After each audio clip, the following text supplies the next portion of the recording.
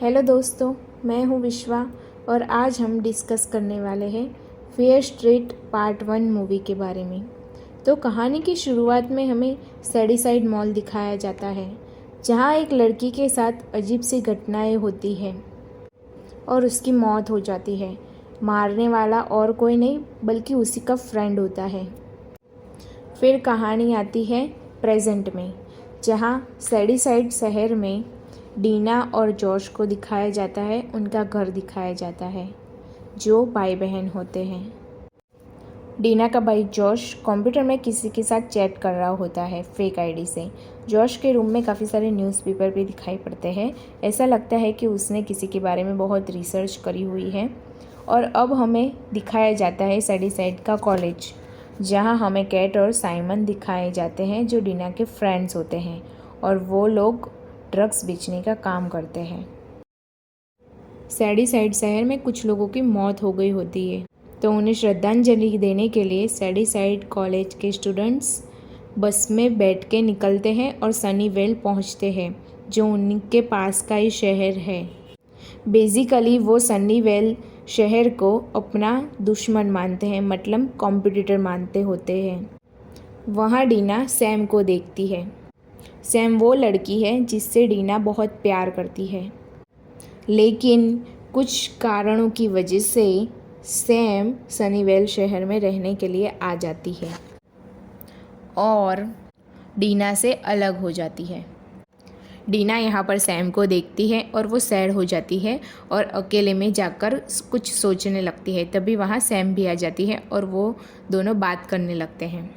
दूसरी तरफ सैडीसाइड और सनीवेल के स्टूडेंट्स आमने सामने लड़ रहे हैं और इसी लड़ाई की वजह से फिर सैडीसाइड के स्टूडेंट्स घर के लिए निकल जाते हैं। वो बस में रास्ते में ही होते हैं कि तभी सैम और उसके दोस्त भी पीछे आते हैं कार में। डीना और कैट को गुस्सा आ जाता है और वो पीछे से पानी फेंकते हैं कार पर। इसकी वजह से कार के कांच पर कुछ दिखाई नहीं देता है और कार का एक्सीडेंट हो जाता है। सैम के साथ उसके साथी को भी बहुत चोट लगती है और सैम के साथ कुछ अजीब सा हो जाता है। फिर सब लोग अपने अपने घर पहुंच जाते हैं। अगले दिन डीना के घर पर अजीब सी घटनाएं घटने लगती है। उसे पहले तो ये लगता है कि इन सब के पीछे सैम का वो दोस्त पीटर है। वो अपने घर के बाहर भी किसी को देखती है, लेकिन वो दूसरी बार जब देखती है तो वो गायब हो चुका होता है। दूसरी तरफ कैट के घर में भी सेम अजीब सी घटनाएं घटती है। वो दोनों एक दूसरे से बात करती है। उनको पहले तो यही लगता है कि इन सब के पीछे पीटर है। सब लोग सैम से बात करने के लिए हॉस्पिटल में जाते हैं। फिर वो जैसे ही सैम से बात कर रहे होते हैं कि इन सब के पीछे पीटर है, तो सैम मानने से इनकार कर देती है। सैम कहती है कि पीटर ऐसा नहीं कर सकता। तभी वहाँ पीटर आ जाता है, लेकिन पीटर के पीछे कोई है और वो पीटर पर वार कर देता है और पीटर मर जाता है। और अब वो आदमी सैम को मारने के लिए आता है। कोई मास्क वाला आदमी होता है, लेकिन उससे पहले ही सैम और डीना भागने लगते हैं। अफड़ा तफड़ी में डीना उस वार करने वाले का मास्क खींच लेती है। वो वार करने वाला और कोई नहीं रायन है, जो तो ऑलरेडी मर चुका है। वो सभी लोग पहले तो एम्बुलेंस में भागते हैं और फिर सैम और डीना पुलिस के पास जाते हैं। वो पुलिस को सब कुछ बताते हैं, लेकिन पुलिस वो सब मानने से इनकार कर देती है। बातों बातों में डीना पुलिस से उसकी एक गन ले लेती है। दूसरी तरफ कैट, साइमन और जोस में से साइमन को एक लड़की दिखती है, जो गाना गा रही होती है और जो भूत होती है। वो साइमन के पीछे पड़ती है और उसको मारने की कोशिश करती है। तभी वहाँ डीना आ जाती है और उस भूत को गोली मार देती है, लेकिन वो मरती नहीं है क्योंकि वो तो भूत है। सभी लोग वहाँ से भागकर घर आ जाते हैं। सभी लोग डिस्कशन करते हैं इस बारे में। तभी जॉश को एक क्लू मिलता है। वो कहता है कि साइमन पर हमला करने वाली लड़की और कोई नहीं बल्कि रूबी लैन है, जो मर चुकी है। उसने पहले अपने बॉयफ्रेंड को मारा, अपने फ्रेंड्स को मारा और खुद ही फिर अपने आप को मार लिया। वो सैडीसाइड के किलर्स में से एक है। रायन भी एक किलर है जिसे डीना ने देखा था। सैडीसाइड में ऐसा होता है कि नॉर्मल लोग पागल हो जाते हैं। इसकी शुरुआत एक पादरी से हुई थी जिसका नाम साइरस मिलर है। इसके पीछे एक डायन का हाथ है जिसका नाम सारा फियर है, जो किलर्स को अपने वश में कर लेती है। 1666 में वो काला जादू करती थी और इसी के लिए उसको फांसी की सज़ा मिली थी। मरते वक्त उसने अपना हाथ काट लिया होता है और इस शहर पर डायन का श्राप लग जाता है। वो पहले तो नॉर्मल लोगों को वश में करती है और उनसे फिर कत्ल करवाती है। तभी कैट कहती है कि रुको रुको, हमारे साथ तो कुछ अलग मामला है। वो हमारे ऊपर इतनी भड़की हुई क्यों है? तभी सैम को कुछ याद आता है और वो कहती है कि मैंने एक्सीडेंट के वक्त डायन को देखा था जंगल में। वो सभी लोग जंगल में जाते हैं सच ढूंढने के लिए। तब उन्हें वहाँ पता चलता है कि ये तो एक डायन की कब्र है और सैम ने उस डायन की कब्र को ख़राब कर दिया है। वो सभी लोग मिलकर उस कब्र को ठीक कर देते हैं और सॉरी भी बोलते हैं, लेकिन बात इससे नहीं बनती है। वो सब लोग भागने लगते हैं। फिर सैम को थोड़ा कुछ समझ में आने लगता है और सैम कहती है कि वो डायन सिर्फ मेरे पीछे पड़ी है क्योंकि मैंने ही उसकी कब्र ख़राब की है। जैसे फिल्मों में होता है वैसे ही कि खून सूंघ सूंघ के डायन पीछे पीछे आती है, तो वो डायन उन सभी के पीछे इसलिए आई है क्योंकि उन सब पर सैम का खून लगा हुआ था। दरअसल तो वो सैम के पीछे पड़ी हुई है। वो सभी लोग अब भागकर कॉलेज पहुंचते हैं और डिस्कशन करते हैं कि इसका क्या रास्ता निकाला जाए और प्लान बनाते हैं डायन को चारा डालने का, मतलब डायन को उल्लू बनाने का। वो लोग टॉयलेट में पूरे सैम का खून फैला देते हैं और वहाँ केरोसिन डाल देते हैं और फिर सैम को भी वहीं एक टॉयलेट में बिठा देते हैं और उसका एक पुतला भी वहाँ रख देते हैं।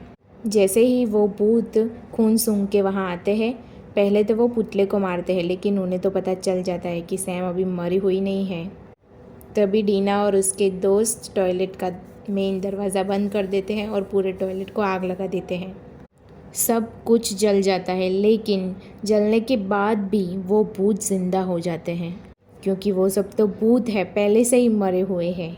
सब लोग भागने लगते हैं अपनी जान बचाने के लिए और सभी लोग आके एक रूम में बंद हो जाते हैं। सब लोग मिलकर डिस्कशन करते हैं कि अब इससे बचने का कोई रास्ता नहीं है। इससे बचने का अब एक ही रास्ता है कि सैम को मर जाना चाहिए। अब सैम खुद ही बाहर निकल कर मरने ही वाली होती है। तभी जॉश एक न्यूज़पेपर का टुकड़ा देख लेता है और कहता है कि अभी भी एक रास्ता है। जॉश कहता है कि सी बर्मन नाम की एक लड़की थी जो डायन को देख चुकी होती है और उसके बाद भी वो ज़िंदा है आज भी। वो लोग उसका फटाफट से नंबर ढूंढते हैं और उसको फ़ोन लगाते हैं, लेकिन वो फ़ोन नहीं उठाती है, तो वो लोग उस पर मैसेज छोड़ देते हैं। तभी सैम उस अखबार का टुकड़ा पढ़कर बताती है कि सी बर्मन मरकर भी ज़िंदा हुई थी, मतलब वो पहले मर गई थी और फिर ज़िंदा हुई थी, तो शायद मेरे साथ भी ऐसा ही होगा। सभी लोग वहाँ से पहले तो भाग जाते हैं और सभी लोग सैडीसाइड मॉल में पहुँचते हैं। वहाँ साइमन एक रास्ता निकालता है और उसको कहता है कि तुम्हें मरने के लिए ये करना होगा।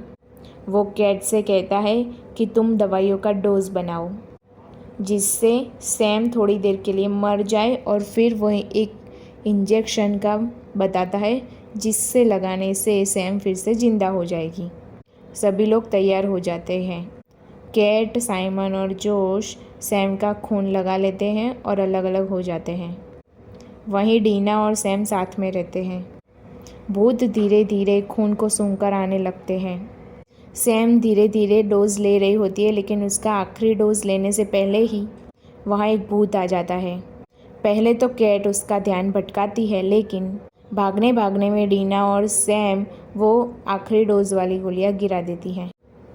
डीना एक पानी वाले बॉक्स को देखती है और वो सोचती है कि अब इसे मारने के लिए इसका ही यूज़ करना पड़ेगा। दूसरी तरफ वो भूत सबसे पहले कैट को मार देता है और फिर साइमन को भी मार देता है और जॉश के पीछे पड़ा ही हुआ होता है कि तभी डीना सैम को उस पानी वाले बॉक्स में डुबाकर मार देती है और उसी के साथ सारे भूत गायब हो जाते हैं। फिर ज़िंदा करने के लिए डीना सैम को वो इंजेक्शंस लगाती है, लेकिन पहले तो सैम ज़िंदा नहीं होती है। फिर थोड़ी देर बाद सैम ज़िंदा हो जाती है। पुलिस फिर कैट और साइमन के मर्डर के बारे में पूछताछ करने के लिए उन सबको बुलाते हैं, लेकिन वो लोग कुछ भी नहीं बताते हैं क्योंकि अगर वो सच बताएंगे तो उनकी बातों पर कोई भरोसा नहीं करेगा। आखिर में डीना का घर दिखाया जाता है जहाँ सैम, डीना और जॉश होते हैं। तभी डीना को एक कॉल आता है जो सी बर्मन का होता है।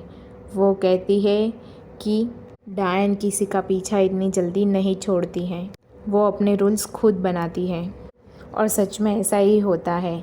सैम डायन के वश में आ चुकी होती है और आखिर में सैम डीना को ही मारने की कोशिश करती है। जैसे तैसे डीना सैम के हाथों को बांध देती है और सैम और जॉश बच जाते हैं। लेकिन आखिर में ये कहानी सस्पेंस के साथ समाप्त होती है और आगे की कहानी हमें पार्ट 2 में दिखाई जाएगी। तो दोस्तों, आज का ये वीडियो अगर आपको पसंद आए तो लाइक, शेयर और सब्सक्राइब ज़रूर करें और कमेंट्स में मुझे बताएं कि आप कौन सी मूवी के बारे में जानना चाहते हैं। तब तक के लिए बाय बाय।